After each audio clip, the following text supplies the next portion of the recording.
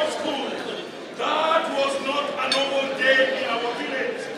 I tell you, even the elders who had never stepped in a class since colonial days dusted their walking sticks and came to witness this great thing that was happening this day. In front of them stood Talagi, in his left hand holding a pencil, in his right hand holding a slate, looking like a serious lawyer holding on to the Constitution. When Talagi stepped in school and the other children were struggling with the alphabet, to him, A and B were like his closest cousins. By the time they reached the alphabet Z, this boy would comfortably spell the word success. It is even rumored that in school, teachers would consult him before going to teach. It is actually claimed, this boy, teachers would claim, he does not study books, books study him. Talagi was just brilliant. And after 8 years in our local mission school, Talagi passed with flying colors. And one morning, one bright morning, we received beautiful news that Talagi was going with the first man from Mushikoni village to visit the great city, not just for a visit, but to join the great university in the great city. There was a problem. There was a serious problem. Where was Talagi going to fund school fees for the university? Immediately, the elders summoned a very serious meeting under the blue tree, where they organized a very serious ceremony. Everyone, and I mean everybody, from the whole village came, giving the only attribute now. People brought chiswa, and the brought yet, and the brought, not forgetting, should be our own village hawker, Gambia hawker. Not this football player, but escort this young man to the city. Sangat. Which is And finally, the big day came, the day when Talagi was to leave for the big city. Then came the day for I to leave for the city. The villagers gathered around and they were sending delegates to heaven. The air was thick with pride, song, and smell of very maize. Aunties crying. Uncles gave me advice that sounded like riddles. Yes. when you go to the city, Yes. upon one street, it starts with the gate.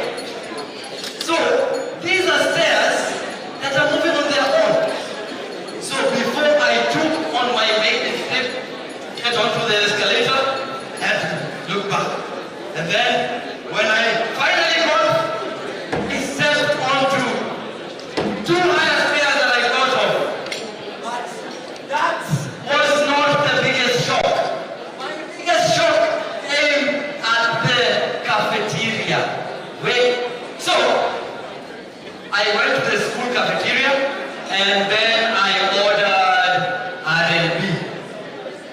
Yani, uchele na makanda. In short, rice and beans. So, I was in the cafeteria, I sat down, waiting for my food, and to my shock, the rice and beans, no color on the side. And I wondered, no, in Mushikoni, we eat ugali na makanda. In Mushikoni, we eat ugali na risutsa. In Mushikoni, we even eat ugali with ugali. But what was I to do? The rice and beans. So, nikakula, nikalala njaa. But Mushikoni is no fool. Within weeks, I was used to the city. I had known the rhythm. There was this one time I almost missed my final semester exams because of school fees, of course. But I had to be creative. Necessitas non habet legem. So, I had to find a way. I remember I took a job in the library, working nights while chasing my dreams during the day. But this was so good for me. I learned everything I needed to know. And so, in no time, so time flies, and finally, I graduated with first class honors in law. And Talangi the Lion, Talangi of Mushikoni, had now become Talangi the Lion. And immediately, I was admitted to the bar.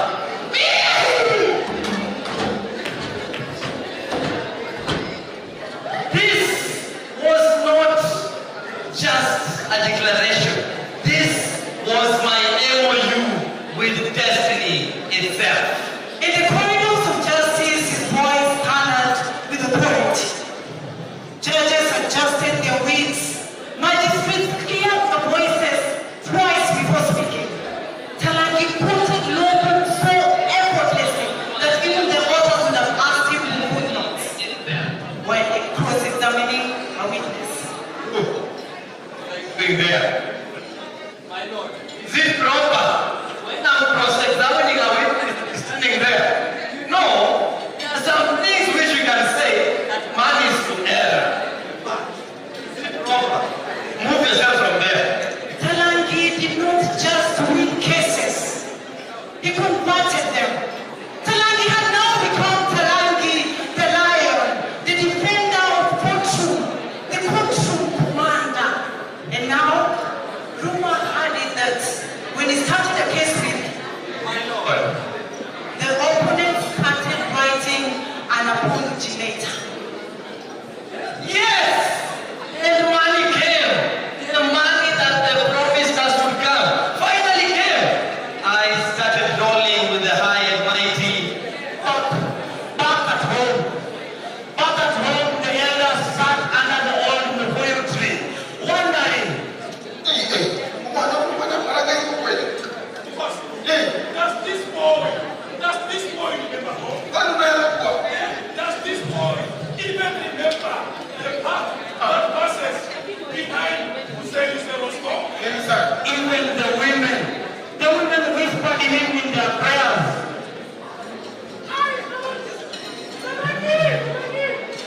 The village girls. Where are the village girls? Yes, as you can see, these beautiful village girls jealously guarded their virginity. Others even putting it in the freezer, hoping that it will be the perfect gift for Talangi when he comes back home. Hoping that will be the ones, chosen ones, to get his hand in marriage. It was bad, my people. Hey, ladies and gentlemen, bila tunasema tamasha kwa niseme nifanye nini? It's okay. I too once played around with Talangi. It was like a dangerous river. Everywhere I walked, I was walking through Karama.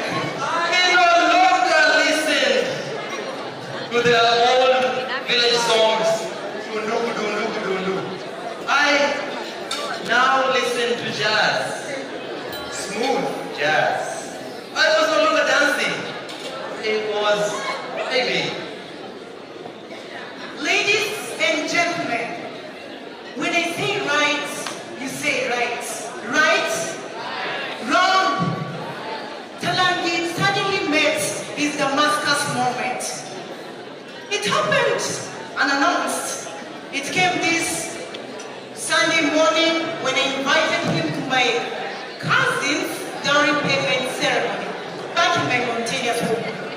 Talagi was not just going to attend an event, he was going to cause tremor in that good for nothing village.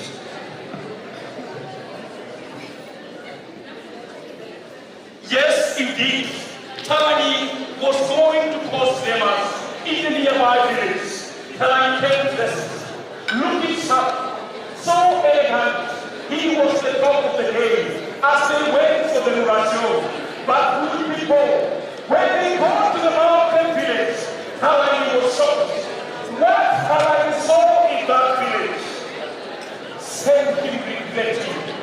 He stood there, remembering his village in Mujimoni, comparing with the development he was seeing on the other side. On the other side, roads were covered, electricity was everywhere. But in Mujimoni, the muddy roads, even frogs needed traffic lights to behave. Mujimoni was dilapidated. No schools, nothing. Talagi stood there regretting. And at some point he asked, when did all this happen? And Talagi got one answer. All this happened when you are taking selfies, drinking expensive wine in the city. We were developing our own village. Talagi walked away, sat down, and while everyone was celebrating, he started regretting. That night he was not proud. He called himself to a meeting. Yes, consensus is urgent. We need to make things right. And immediately, he assembled everyone he knew from Mujimoni. They came together and made a journey back to the village. A journey where they went not just to give goodies, a journey where they went to build the village. Once again, when Talagi arrived in the village, he went on his knees before the elders. He apologized and he promised he was going to build Mujimoni once again. The villagers shook their heads in disappointment. They were not ready for this, but after consultation, they all agreed.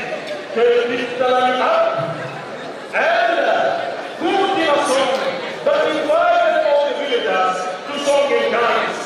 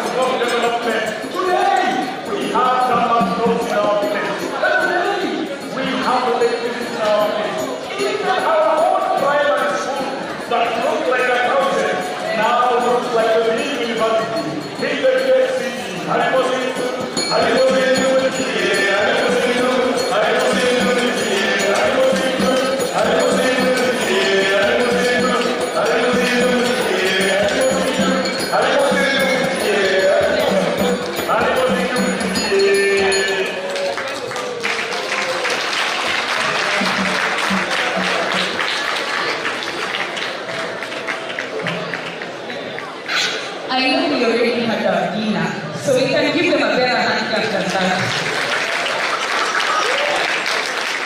Now, I'm sure you're all feeling a bit restless. I know time is well set, so I'm just going to quickly move to the next session. And as I do, I'd like to invite the President of the Law Society of Kenya, Ms. Faith Odhiambo, to the stage.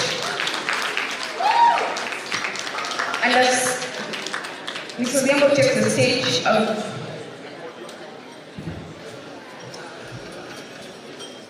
as she takes the stage, may I recognize the following people. We have Dr. Dennis Miskela, who is the Deputy Secretary General, KMPDU. We have Honorable Maureen Shimega with us. We have Commissioner Jackie Ingutia. We have Honorable Claire Wanyama, Honorable Praxidis Aduke. We have a very special guest. We have Mr. Gerishom Majanja, the dad to the late the late Justice Majanja. We have some council members present, but I'm sure Mr. Diamo will recognize them. Karibu sana.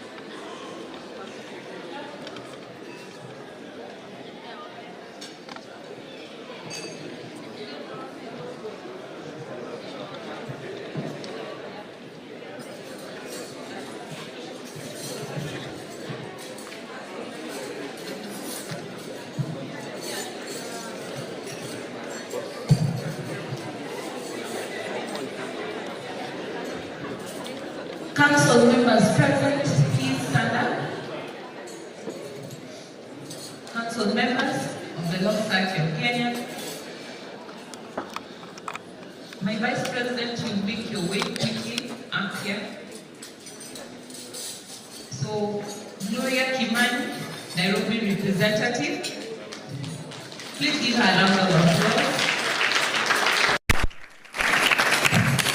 Irene Otto, Nairobi representative. Elizabeth Wanjeri, Coast representative. Apologies for Tom Kopere, he lost his mom, so they're still in mourning. We just buried yesterday.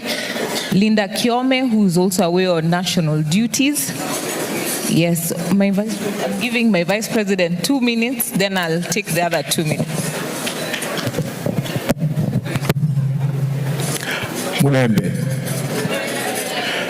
vosi. Masalheri mabibi na mabwana, nyote mumerembeka pasipo kifani.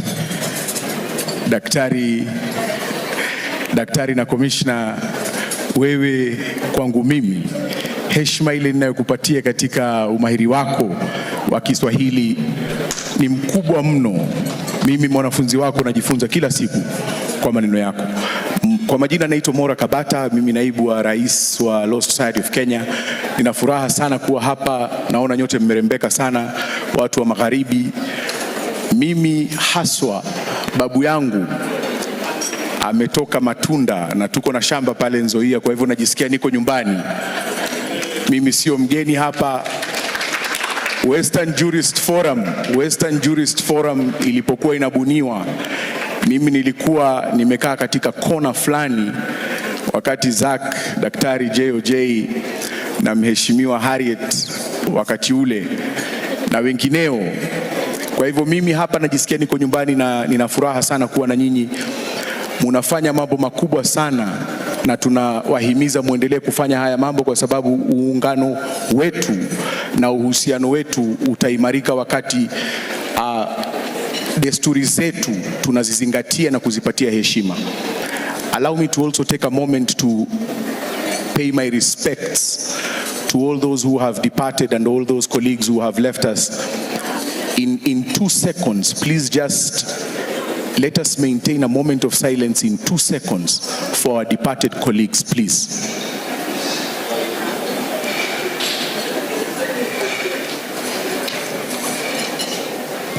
I thank you so much.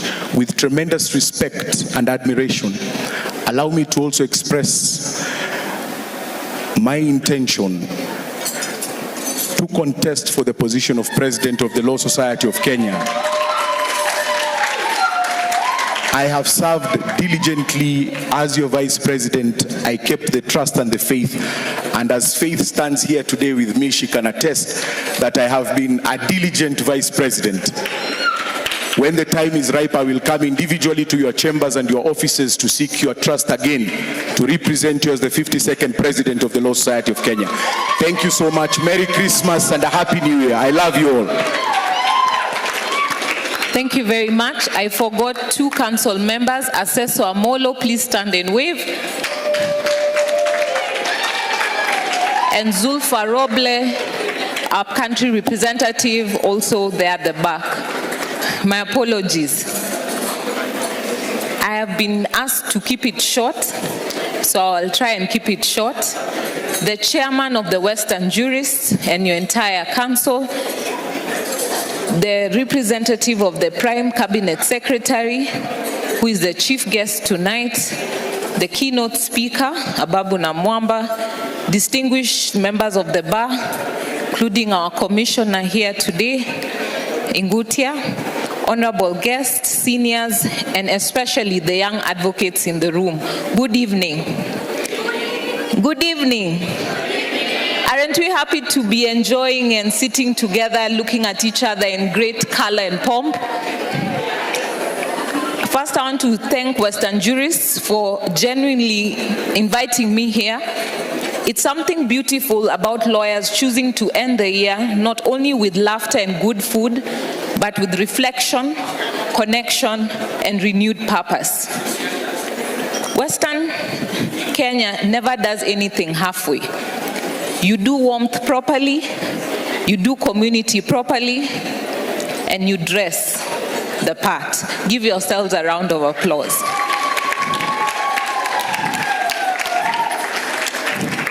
Tonight, I've been asked to speak about 5 things: professionalism, mentorship, advocacy for justice reform, pro bono service, and unity. I will try and summarize as much as possible, taking into consideration how far the night has moved.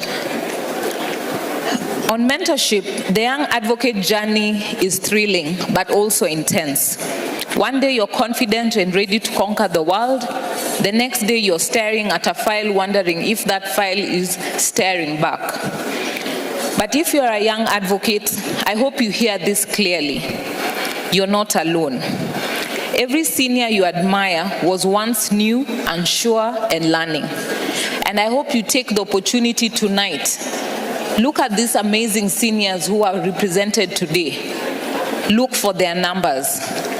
Take that photo with them so that when you introduce yourself and they don't remember, you can show them that photo. I met you at this dinner. And you'll be able to get guidance and learn from there. To the seniors, I thank you for your anchors and compasses. Your experience is not a private trophy, it's a public gift. And I pray that you continue to share your knowledge and experience, particularly to the young lawyers. I want to believe that everyone here tonight is a champion of justice reform. We all know that law is not a museum exhibit. It's a living instrument. When systems feel slow, when access feels expensive, when the public experiences the law as a maze rather than a bridge, the bar has a duty to think, speak, and act responsibly. A simple reminder from Martin Luther King Jr. still speaks across generations. Injustice anywhere is a threat to justice everywhere. This line is not only poetic, it's practical. When any part of the justice chain weakens, all of us feel the consequences sooner or later. Western Kenya has always produced advocates who understand public pulse, advocates who remain close to real communities, real struggles, and real hopes. That perspective is essential in shaping reforms that are grounded, humane, and effective. Pro bono is not charity from a high place. It's the profession remembering its soul. It's the law reminding itself why it exists. There's a saying that captures this spirit well. Not everything that counts can be counted. Pro bono service rarely shows up neatly in plain sheets, but it appears loudly in human dignity, restored hope, and the quiet relief of someone who feels they were heard. I urge all of us here today to make a personal pledge. Take up pro bono briefs. Support the Law Society of Kenya. On professionalism and unity, let us be honest. We are a colorful profession. We are confident, opinionated, and sometimes allergic to humility. But professionalism is what turns that confidence into credibility. It is how we disagree without becoming disrespectful. It is how we advocate fiercely without losing our integrity. It is how we win cases and still preserve relationships. Clients may not remember your exact submissions, but they will never forget how you made them feel. And colleagues will always remember whether you are fair, prepared, or respectful. I want to summarize and end at this. I love that we have these regional forums for one reason. There is strength in our diversity and strength in that diversity bringing us together.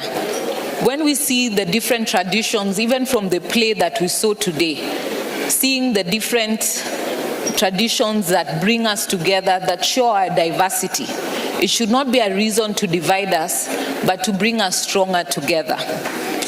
The beauty of our different tribes, our different beliefs and traditions is that we learn to embrace each other despite those differences, and not because of the differences should be a reason to separate us.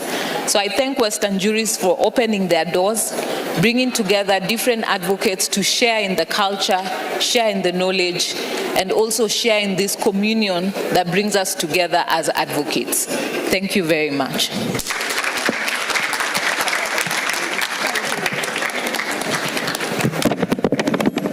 Thank you very much, President Faith. We are happy to have you here with us. Now, we're about to just finish the formal session. Dr. Okubasu has already seen Steve K, so I've seen he's excited. Let me recognize Honorable Emmanuel Mumia. Thank you for coming. I've seen someone very important to me walk in. Nelson Harvey, Pops, karibu sana. We have Honorable Harrison Barasa, who's also here with us. Karibu. Honorable Masaba, I saw you sneak in. You did not go unnoticed. Karibu. Now, as we are speaking, I'm sure you are watching the screens and seeing the faces of certain people passing through. And allow me to just do a very small session before I hand over this microphone. And the next time I have it, I will be opening the dance floor. We are cognizant of the season we are in, LSK elections. So I would like to just, all the candidates that are vying for LSK elections, could you quickly, very quickly, just come to the stage, very quickly. I'll close this in about 2 minutes and then we'll move on. Candidates, LSK, you have previously accused us of locking you out. Today we are calling you. Please, please, please, quickly, quickly, quickly, quickly, quickly, quickly. If you are wearing the colors, we'll let you say 2 names. If you are not, you'll only say 1 name.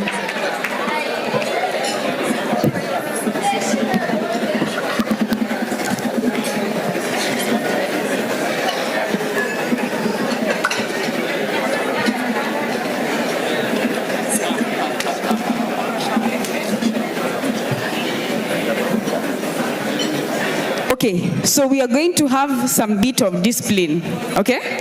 I just want you to state your name and the position you're vying for, okay? Do I start from here? Please, let's just give them some attention.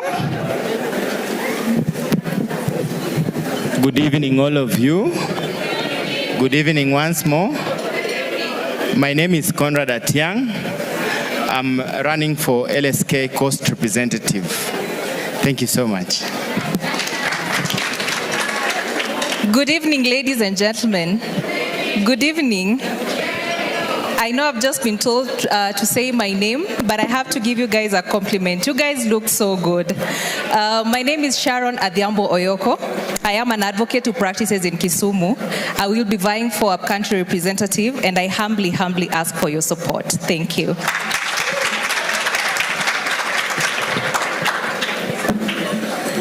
Good evening, everyone. Good evening again. My name is Wycliffe Oyo, also known as Oyo Daktari. I currently serve as a council member at the Law Society of Kenya Nairobi branch, and I'm vying for the position of Nairobi representative to the main council. Thank you very much. Joey! Thank you. Good evening. Good evening, ladies and gentlemen. The name is Aseso Omolo. Thank you so much. I currently serve you as LSK upcountry representative. I'm based in Eldoret. I'll be seeking your support to continue in that same position. Let us make LSK as great as it is. Thank you so much. Good evening, ladies and gentlemen. Kama unaniona nipungie mkono. Asante sana. Kwa majina naitwa Mudhoni Gashara Cynthia. I am currently serving as a council member in Nairobi branch, and I'm seeking your vote this evening to serve you members as a Nairobi representative in the national office. Kuna slot tatu, naomba tu moja. Asanteni. So good evening, everyone. My name is Wanjeri Elizabeth Wangoi. I serve you in council as a coast representative, and in the next elections, I'll be coming to you to ask for your support for the position of the Vice President of the Law Society of Kenya. Thank you. Mashemeji, hi. Nisipoimba hii song na nilirehearse ndakuwa nimejilet down. Si niimbe tu 1 second. Please. No langwa. Efi no langwa. Nilifunzwa na mtu wako hapa juu. My name is Efi Sheila Achieng. I currently serve you in Nairobi as a council member at the branch. I convene the Social Welfare Committee. I am vying for the position of Nairobi representative. Nairobi mpo. Asanteni sana. I will be reaching out to you individually, but I ask for your vote and your support, and God bless you.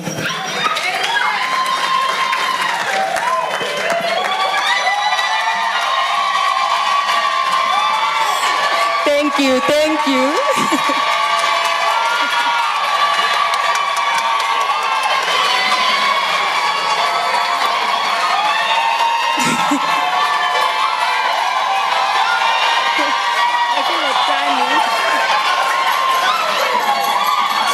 Thank you so much.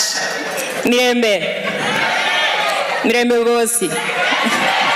Mirembe Kandi. Karibuni sana nyumbani. Kwa majina naitwa Vivian Ease. Mimi ni mtoto wa hii nyumba. So, welcome. It is such a pleasant and an enjoyable moment to have all of you here this evening. Thank you so much for honoring our invitation. I am standing before you this evening to notify and or declare my intention to run for the seat of General Member Representative in the upcoming election. We will definitely have an opportunity to engage further, but I take this very early opportunity to seek for your support and at an opportune time your vote. Thank you so much and welcome again.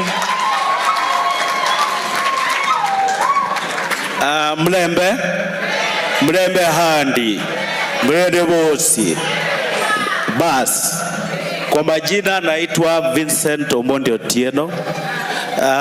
Vile nimeoa, I respect directions. So nitasema tu jina na kenye nasimamia.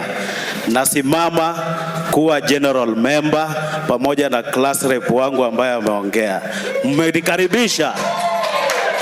Asanteni. Mimi pia ni mjukuu wa 8 wanabongo Mumia, so niko nyumbani. Asanteni sana.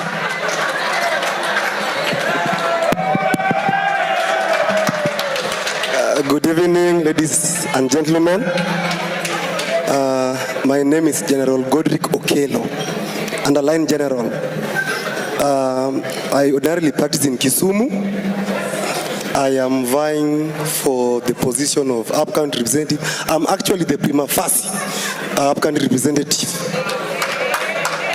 Yes, I want to say thank you for the organizers here, and I request for your votes. Abantu befuwe murembe handi, murembe te. Thank you so much. I am a friend to the lawyer community. My name is Bosire Bonyi. Bosire Bonyi. Some of my friends call me the bold Bosire. The bold Bosire. I'm vying for the position of General Member Representative. Na hapa niko hapa kufanya vitu mbili. Ya kwanza, nashukuru sana, naomba kura yenu for Vivian Ease for General Member. Ya pili, mkimwekea hiyo tick, the next person hapo chini anaitwa Bosire Bonyi. I'll be seeking for your support for the position of General Member Representative. I am a practitioner in Nairobi, and I'm requesting for your support. Tukipatana, tukikuja kwa chambers, mtupe maji tafadhali. Hii kazi si rahisi, ni ngumu sana, si ni kweli? Please remember my name. I'm praying for your support. I'm praying for your wishes. Na hata kama unijui, kumbuka jina moja, Bosire Bonyi. B.for Bosire Bonyi. God bless you. I wish you a very good night. Thank you so much. Good evening. Good evening once again. My name is Edna Gasheri. I practice in Nairobi. I'll be seeking your support for Nairobi representative. Thank you.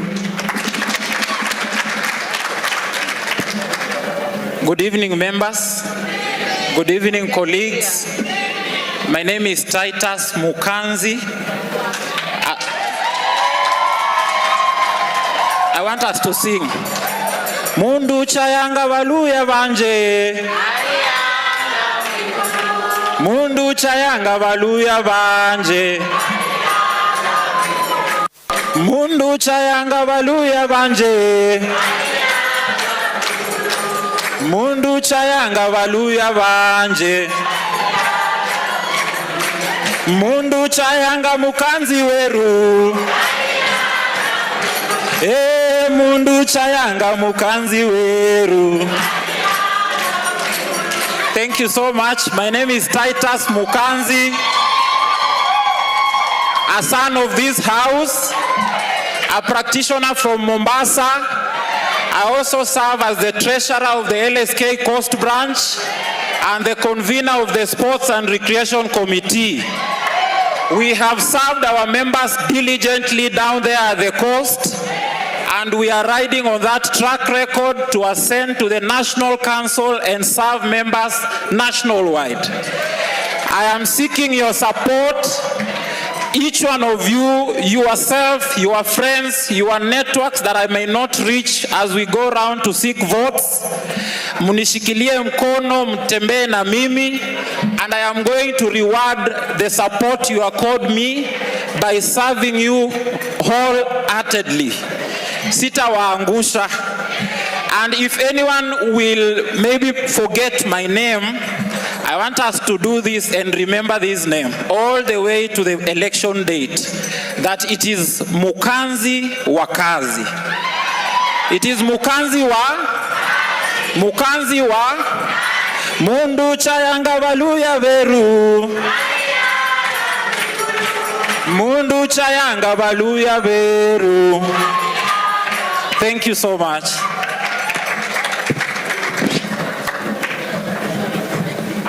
Good evening, all of you.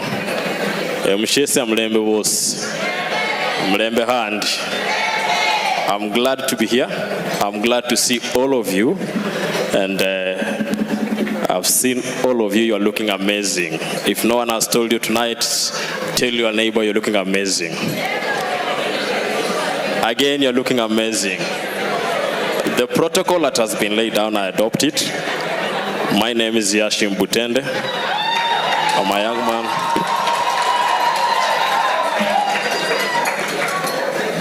I'm a young advocate who has been on the forefront on the rule of law. I have defended the Constitution in various petitions. I have been on the forefront to defend the rights of the vulnerable in the society. And in fact, when I saw Kakamega already, upon discovery of the gold, killings have already started. I urge young lawyers in the house, young lawyers from Western, kindly protect the environment that's about to be destroyed in Kakamega in the name of extraction of the gold. As I've said, my name is Yashim Ten. I'm vying for the general member seat. I seek for your support. I seek for your vote, and all I seek for your prayer during this campaign season. Asanteni sana na mbarikiwe. Nyasaye abe nenyu was sent.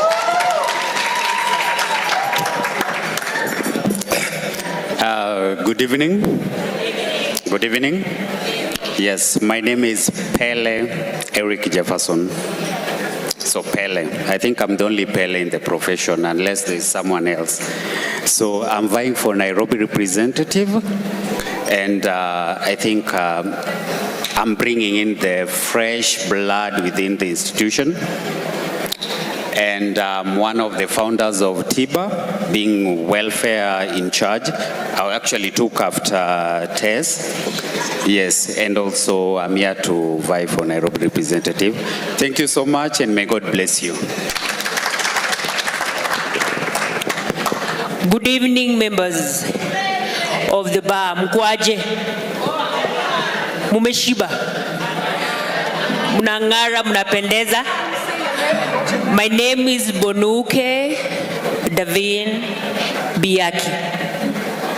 Dav ni jina langu la, is it Ziada? Yeah, I practice in Kisii. I'm going for upcountry representative. I will not bore members with a lot of what I've done or what I'll do. I'm as frank as it can be. As we continue engaging with you, you will know more of what I've done and what I'm going to do for you. But what you must take home is that I'm here to protect our space. In fact, I said I'm very frank. Just 1 second. I'm vying this because I'm selfish. I love my space, practice space, and therefore, if you also love it, then join me, let's do this. Thank you and God bless. Thank you very much.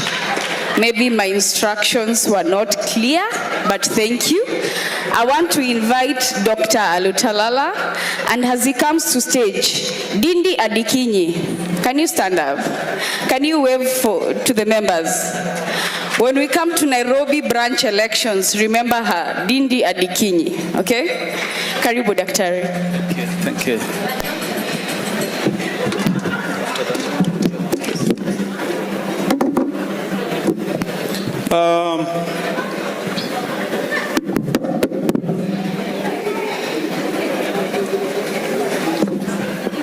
Abaluya befu bose Mlembe. Naomba msamaha kwa sababu tumechelewa katika kuanza, lakini tumechelewa kwa sababu wageni wote walikuwa hawajafika. Na huwezi kuanza sherehe na mgeni hajafika. Kwa hivyo tusamehe. Naona dadangu pale Judy Guselwa, kwa kawaida yeye saa 2 huwa amemaliza na mambo ya siku, amelala, lakini naona bado yuko hapa, tunaomba msamaha. Kakangu mkubwa Justice Mchelule pia naona nang'ang'ana, tunaomba msamaha. Tuvumilie tu kidogo tumalize kisha tenda mbele. Lakini naomba nianze kwa kuwatambua majaji na mahakimu wa Western Jurists Forum. Wajua Mheshimiwa Babu na Mwamba, ningezungumza sana, lakini ulizungumza kama mganga wa kutoka Kabras, na sitaongeza zaidi. Umetabiri ambaye tumepitia na sitaongeza zaidi. Kwanza, kaka yetu mkubwa jaji wa mahakama ya rufaa tunayemwenzi Justice Mchelule.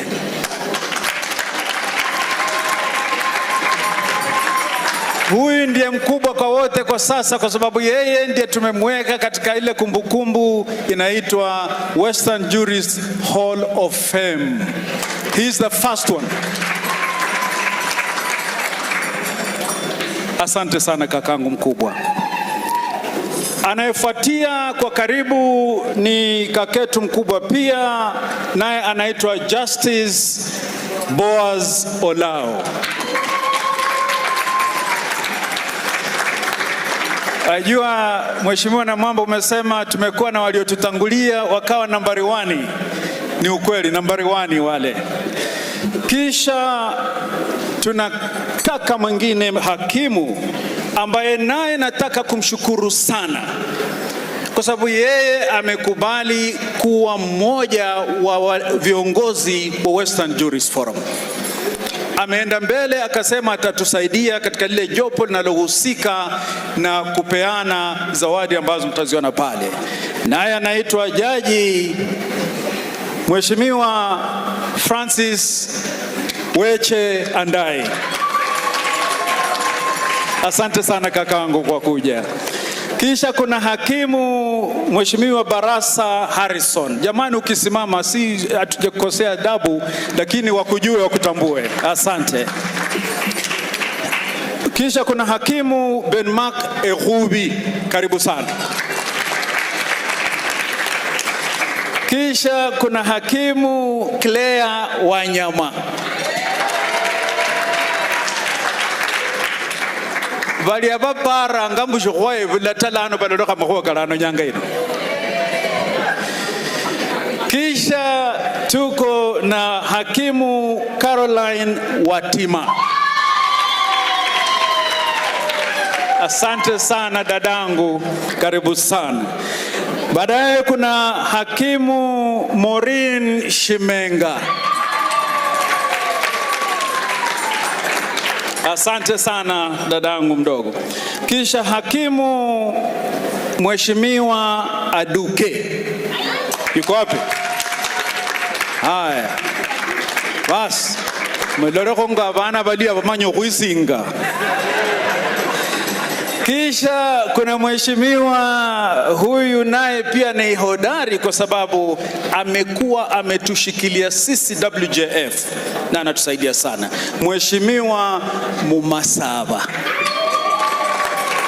Asante sana mheshimiwa.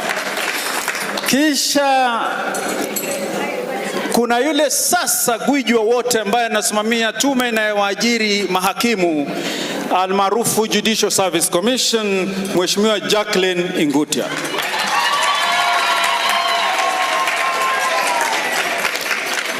Sasa nimtambue dadetu mkubwa ambaye kwa dada zetu anatuongoza. Yeye si hakimu lakini ni wakili tajika wa miaka na mikaka, mfano mkubwa. Alimfunza Mheshimiwa Babu na Mwamba namna ya kwenda kotini, Mheshimiwa Judy Guserwa. Asante. Kuna wale pia magwiji ambao wamepewa nyadhifa senior counsel juzi, lakini sitawataja maana hilo limeachiwa Prime Cabinet Secretary ndiye atapewa hiyo heshima ya kuwashukuru. Ladies and gentlemen, When I was walking here, Mheshimiwa Boaz Olao told me not to speak in Kiswahili. So I'll go to English. And he complained that he doesn't follow. I'll make it brief. I normally don't read speeches, but this is a special evening. Allow me to read it because I want whatever it is that I conceived in my mind to come across tonight. And I'll make it brief, 5 minutes maximum.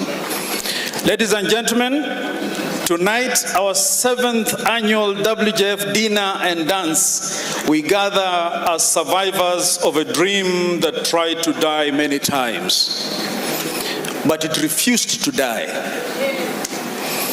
For 7 years, without a single coin of any formal funding whatsoever, we have carried WJF on our backs, with sacrifice, with grit, with belief. And we broke the generational curse of disunity among our people. Thank you, Mheshimiwa Namamba, for having highlighted that. Our greatest curse as the Luhya people is that we are all clever, we all can do, and we never agree. So for 7 years, we have built WJF into a now trusted, respected platform, Western Kenya's home of thought leadership. Ladies and gentlemen, if you doubt that WJF is now trusted, look at these honorable judges, their lordships, and the magistrates who are here. Their roles are very sensitive. They don't associate anyhowly. For them to come here tonight in these large numbers is a manifestation that what we are doing is something they can associate with, because it gives them a sense of pride, a sense of belonging, and makes them feel at home.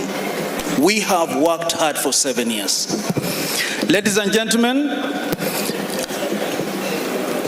we must agree that we must be honest. The journey has not been painless. Some have fallen victim to this curse, including those whom we began the journey with, and they have fallen by the wayside. We wish them well, but the dream lives on. Tonight, allow me to speak plainly. We are battling with dangerous culture. Jurists and people who thrive on incitement, disaffection, and division. People who shout the loudest, break the most, and build absolutely nothing by themselves. They offer no mentorship, no scholarship, no solutions. Yet they are always first in line to tear down what others have suffered to build. We are petty. It will shock you the kind of things that have divided over the time. The only time most of us contribute money to this organization is during the annual dinner, which is 6,000. But you'll be surprised that part of the things that have been dividing us is that some, after the dinner, they ask for an audit of the 6,000. Eyolira obusuma olirende ngoho hando kolofi enende amachungu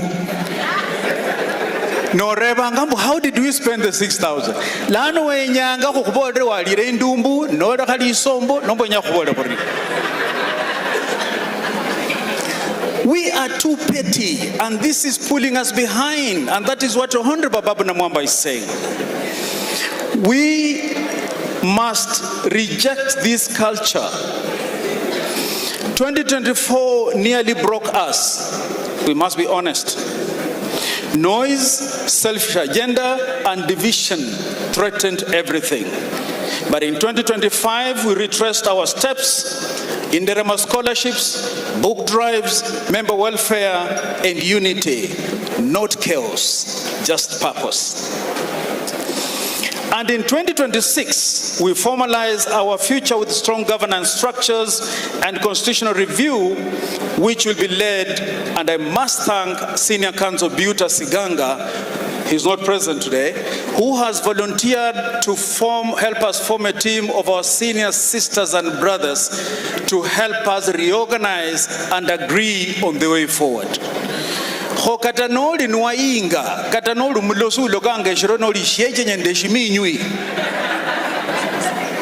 You must listen to that team of seniors who will be talking very soon. And they will help us put our house in order. We will have structures. And Mheshimiwa Namwamba, we have been toying with the issue of a financial institution.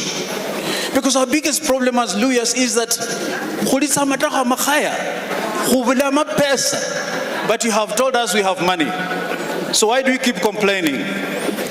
Because as lawyers we say, Boro heranga. How do you breathe when you have not eaten?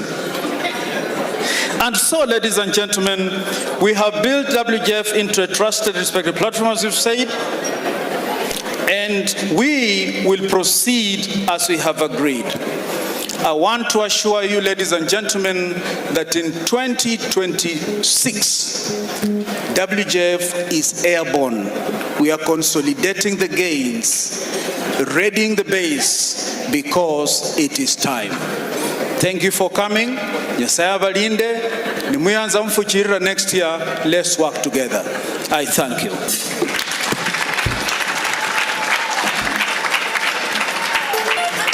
And now let me invite Mheshimiwa Oscar Juma, the chairman, to carry the day.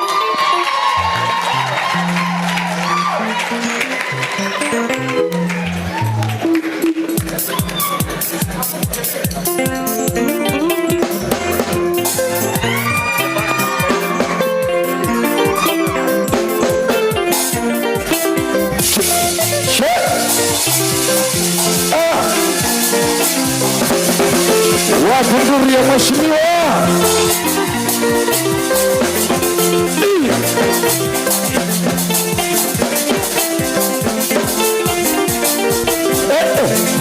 Twende kasi.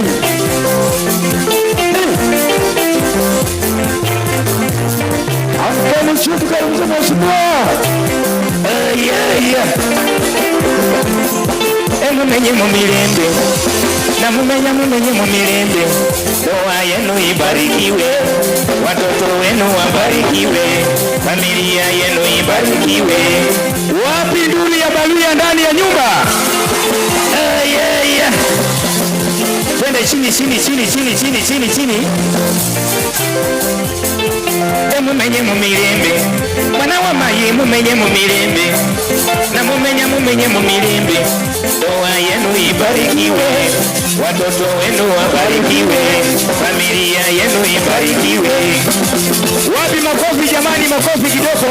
O mwana wa nyola, wanyola, o mwana wa nyola, wanyola, mwana wanyole wewe, mwana wa maji wanyole wewe. Asante, shikilia kidogo.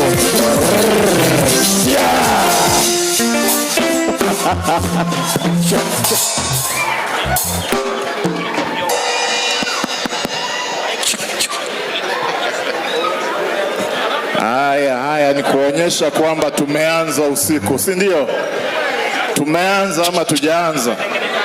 Uchaki reda. Asante. Now,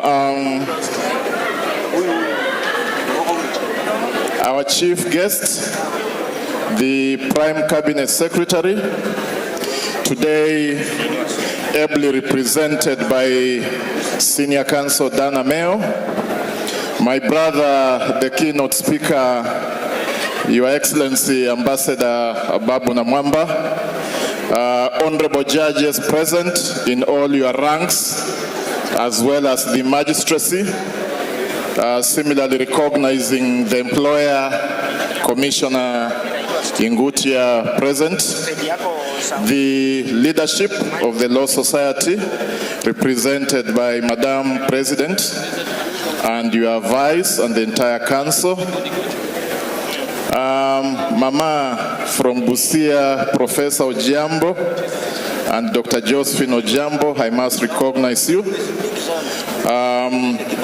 Board members of WJF, my colleagues, Western Jurists, and all our guests, not forgetting my colleagues from the Busia County Government, where I now serve in the House, the Vice Chair of the Public Service Board, Madam Desta and your friends, and of course, Speaker Emeritus, or the first Speaker for Busia, as you like to call yourself, Wakili BM Wamalwa, Havi, President retired, my brother Ken Akide, all of you, all protocol observed, Hamjambo. Allow me to join everybody else, especially the board of Western Jurists Forum, and in the interest of time, I'll just ask that they stand up. Together, we all welcome you and appreciate you are coming to this dinner. My board, Western Jurists Forum, tafadhali musimame tu na mpunge mkono. Daktari, now Commissioner IBC, Dr. Lutalala, leading the pack, Zach there and all of them. We appreciate your coming and thank you so much. Before I proceed, I think, allow me to bring on stage a gentleman who goes by the acronym PMO.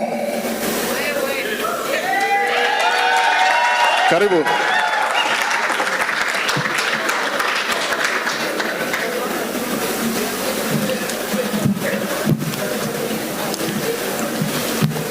Peter Manyonge Wanyama.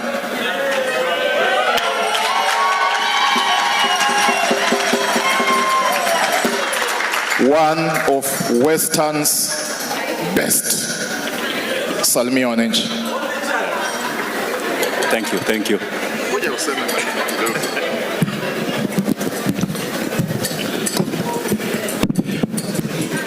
Good evening, colleagues. Muriena. Mulembe mwesi. Mulembe swa. Mulembe te. My name is Peter Wanyama. I am an advocate. I have practiced law for the last 18 years. And I would like to announce today that with your blessings, I want to continue the journey that we had begun 3 years ago, where I, for the first time, decided to offer myself for leadership. But we didn't complete. I think you all know what happened. The indefatigable Faith Odhiambo, she's here, emerged as a winner, but our dream was only deferred. And it reminds me of an incident in 1996, somewhere in Lungai, where I had taken a rope, and because of disappointment, I was going to take my own life.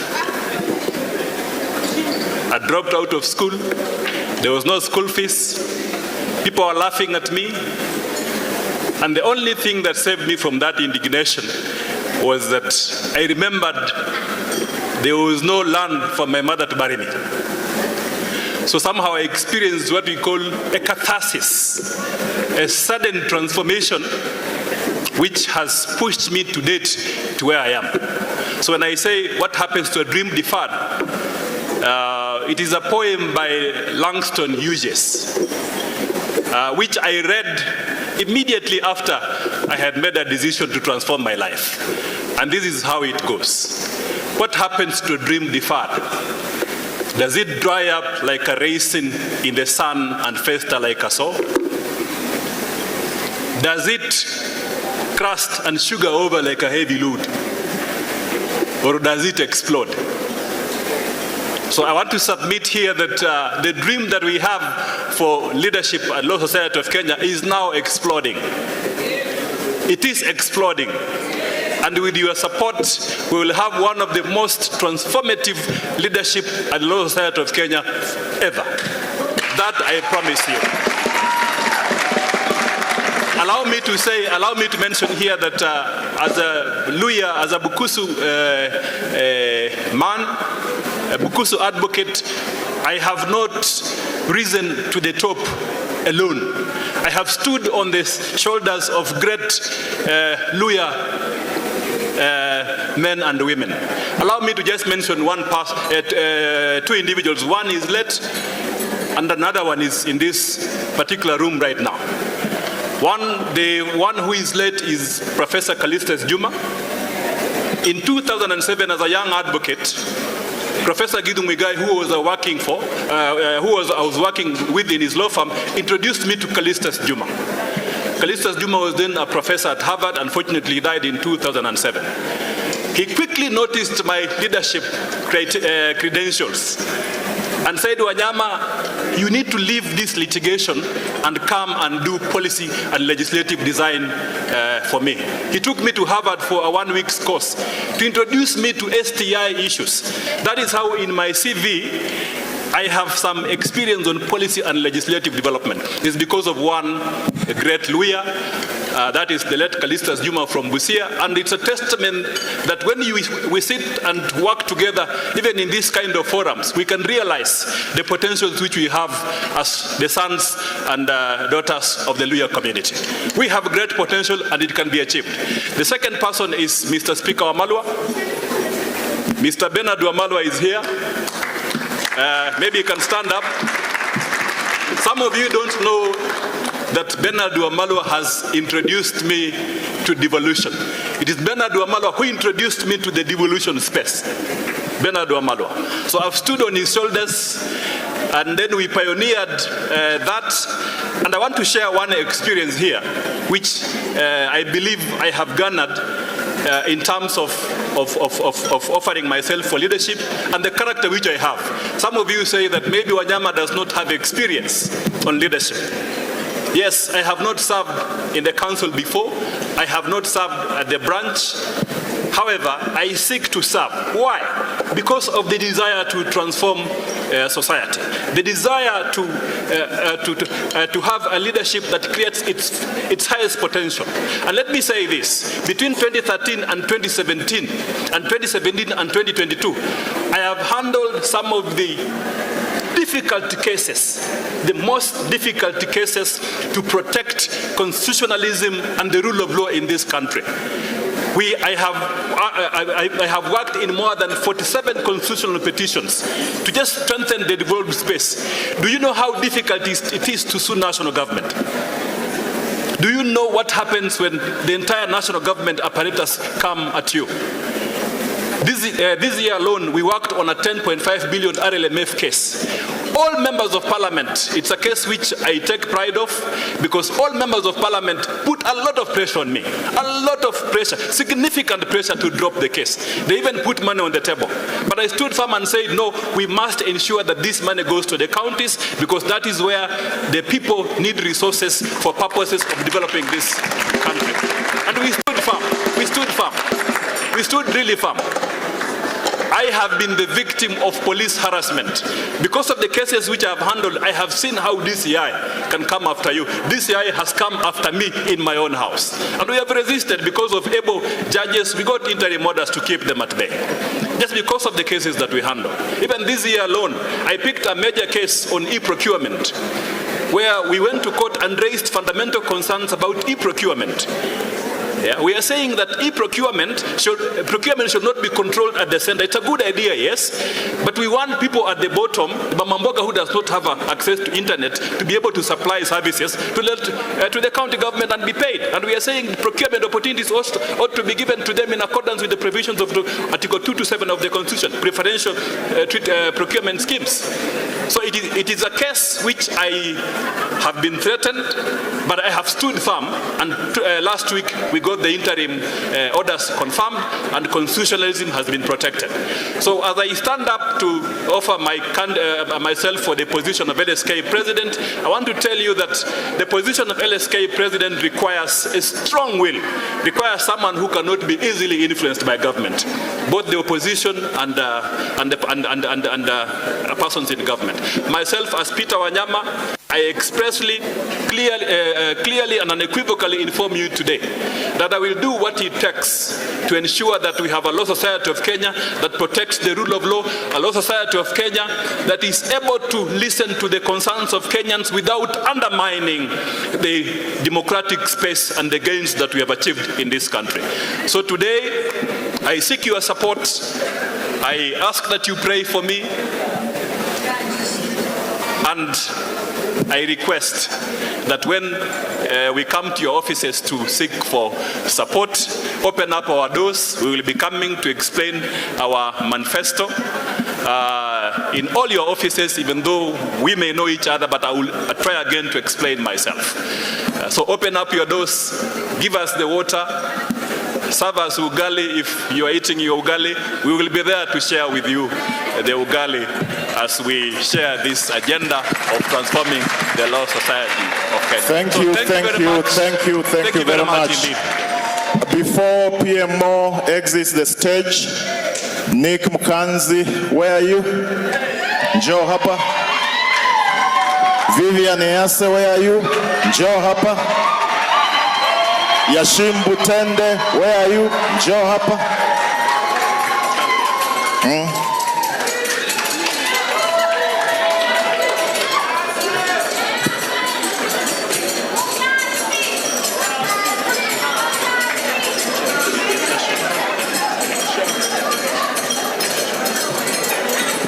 Now, ladies and gentlemen,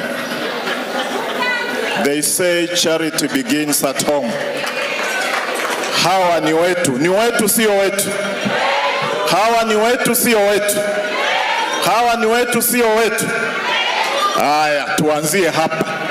As Western Jurists Forum, this year we have decided unequivocally, without any fear or favor, that we shall support our own. Na ndio hawa hapa. You can go and sit down. Thank you.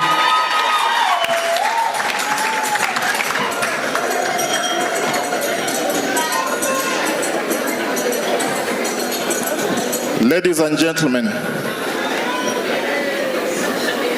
Ambassador Ababu Namwamba, you are so spot on. You are God sent. You spoke the heart, the vision, the mission of WJF. When you said to us, what is the size of Western Jurists Forum's vision? We don't know. The only thing we know, it is so huge. Bigger than everybody seated in this room, bigger than the leadership of WJF, bigger than the founders of WJF. We take the challenge and we say, Ambassador, thank you for believing in Western Jurists Forum, all of you, because with you, the vision of WJF, which is so big that we cannot fathom, shall be realized.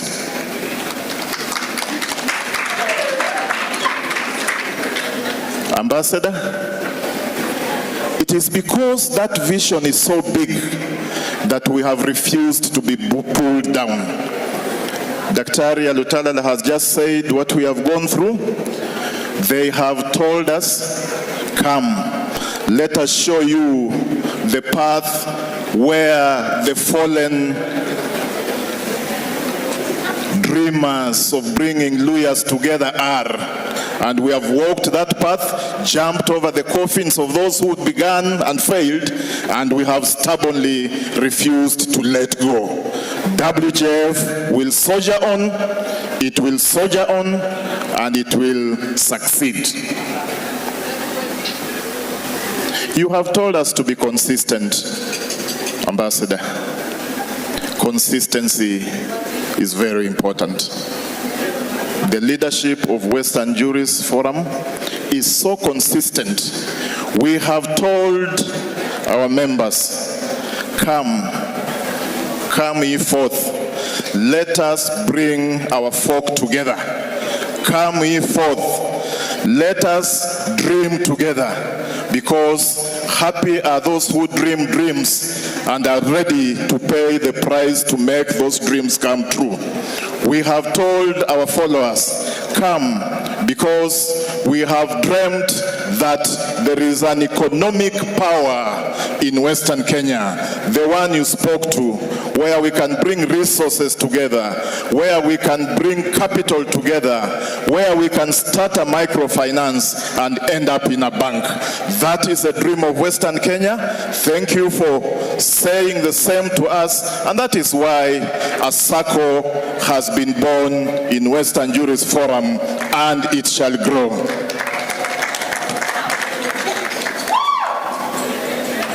Ambassador, you asked us to be ready to sacrifice, and Dr. Lutalala spoke to it.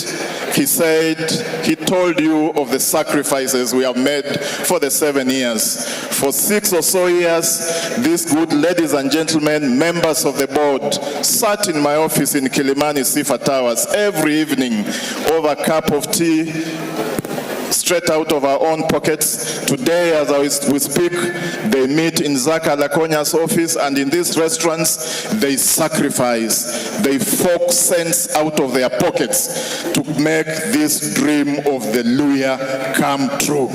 You spoke so well, Ambassador. And then you told us, Ambassador, that we must be proud of our identity. The theme for this year is celebrating Luhya culture. That is how proud we are as Luhyas. And we are not ashamed. We are proud as Luhyas, and we will endeavor to come together as